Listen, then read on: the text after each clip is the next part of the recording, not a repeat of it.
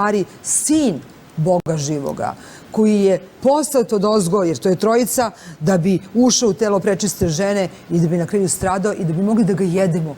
To je ključna stvar.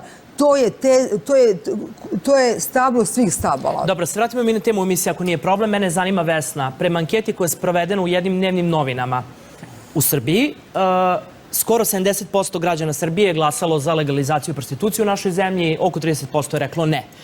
A šta to tebi govori? Negde pričamo konstantno o temi prostitucije, ne stradi, skoro 70%, 69,35%.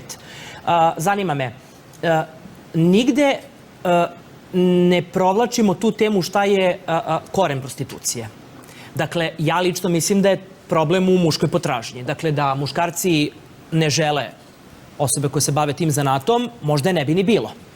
Dakle, šta ti misliš, gde leži koren bavljenja prostitucijom? Koren bavljenja prostitucijom leži